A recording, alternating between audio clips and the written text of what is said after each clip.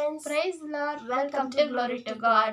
இன்றைக்கு நம்ம வேதத்தில் உள்ள ரகசியத்தை அறியலாம் வாங்க. இன்று நாம் ஆதியாகமம் புஸ்தகத்தில் உள்ள ஒன்றாம் அதிகாரத்தில் 1-2 வசனத்தை பார்க்கலாம் வாங்கள். முதலாவது வேதத்தில் கேரக்டர் ஸ்டடீஸ் என்றால் கேரக்டர் என்றால் தன்மைகள். வாங்கள் அந்த தன்மைகளை பார்ப்போம். முதல் 2 வசனத்தில் 7 தன்மைகள் வருகிறது.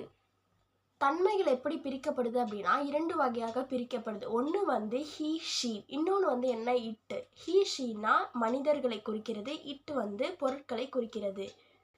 மனிதன், தேவன், ஆவியானவர், இதை ரெண்டுத்தையும் குறிக்குது. அடுத்து வந்து இட்டு என்ன குறிக்குது அப்படின்னா வானம், ஜலம், பூமி, ஆகாயம் எல்லாமே குறிக்குது. இருளையும் குறிக்கிறது. ஒரு வார்த்தையில் 3 அர்த்தங்கள் இருக்கிறது. சாதாரண அர்த்தம், லிட்ரரி மீனிங், ஆவிக்குரிய அர்த்தம், ஸ்பிரிச்சுவல் மீனிங், ரகசிய அர்த்தம், சீக்ரெட் மீனிங்.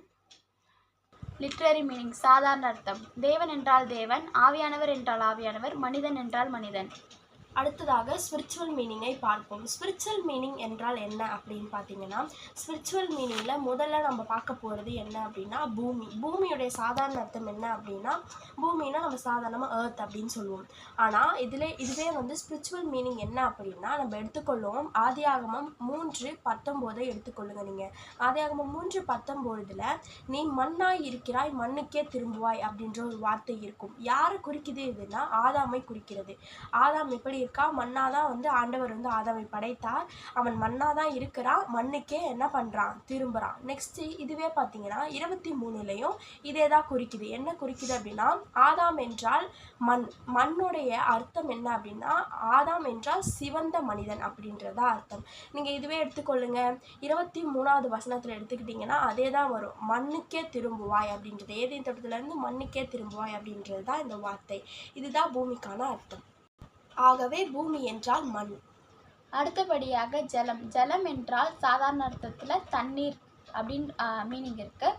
ஆனால் வந்து நம்ம ஸ்பிரிச்சுவல் மீனிங்கில் படி பார்த்தோன்னா நம்ம பைபிளில் வெளிப்படுத்தின விசேஷம் 17:15 பின்னும் அவன் என்னை நோக்கி அந்த வேசி உட்கார்ந்திருக்கிற தண்ணீர்களை கண்டாயோ, அவைகள் ஜனங்கள், கூட்டங்கள், ஜாதிகள், பாஷைக்காரருமாம் என்ற வசனத்தின்படி தண்ணீர் என்றால் ஜனம், கூட்டம், ஜாதிக்காரங்கள், ஜனத்தை குறிக்கிறது. அப்போ ஜனம்னா மக்களை குறிக்கிறது. அப்போ ஜலம்னா மக்கள் என்ற அர்த்தமாம். சாதாரண அர்த்தத்தில் தண்ணீர் என்று குறிக்கிறது. நம் வேதத்தில் ஜலம் என்றால் மக்கள். நாம் இப்போ என்னென்ன பார்த்துட்ருக்கோம் அப்படின்னா பூமி, ஜலம் ரெண்டுத்தையும் பார்த்தாச்சு. முக்கியமானது என்ன அப்படின்னா இருளை பற்றி இப்போ நம்ம பார்ப்போம். இருள் அப்போஸ்தலர் 26:18 அந்த வசனங்களை நீங்கள் எடுத்துக்கொள்ளுங்க.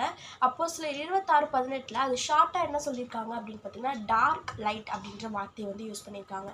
டார்க் ஒளி, டார்க் இருள் அப்படின்னா என்ன? இருள் யாரு அப்படின்னா சாத்தான் தான் நம்மளுடைய இருள். லைட் ஒளி யார் அப்படின்னா கடவுள் தான் நம்மளுடைய ஒளி, ஜீசஸ் தான் நம்மளுடைய ஒளி அப்படின்றது தான் அப்போஸ்தலர் 26:18 சொல்லியிருக்காங்க. நீங்கள் படித்து பார்த்துக்கோங்க. நெக்ஸ்ட் பார்த்தீங்கன்னா யோவான் 1:9 படி இயேசு ஒளியாய் இருக்கிறார். Jesus is a symbol of light. யோவான் 1:9 படி அந்த வசனத்தை பார்ப்போம். உலகத்தில் வந்து எந்த மனுஷனையும் பிரகாசிக்க பண்ணுகிற ஒளியே அந்த மெய்யான ஒளி அப்படின்ற வார்த்தை.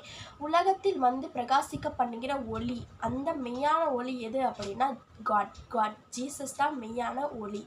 இதுவரை இந்த வசனத்தை பார்த்தீங்க. இத்துடன் தொடர்ச்சி வந்து அடுத்த வீடியோவில் சந்திப்போம். தேங்க்யூ ஃபார் வாட்சிங். பாய்.